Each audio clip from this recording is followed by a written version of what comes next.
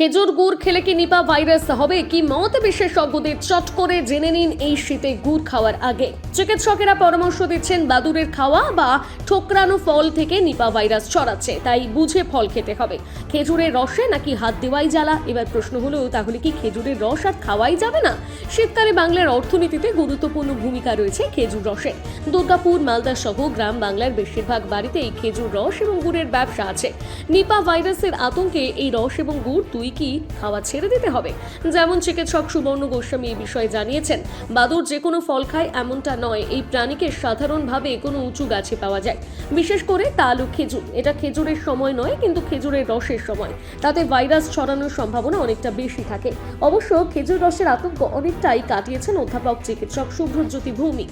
তার মতে, খেজুর রস বা ঠোকরানো ফল নিয়ে চিন্তা রয়েছে ঠিকই, কিন্তু তাতে নিষেধাজ্ঞা নেই। চিকিৎসক বলেন, খেজুর রস খাওয়া যেতেই পারে, তবে ফুটিয়ে খেতে হবে।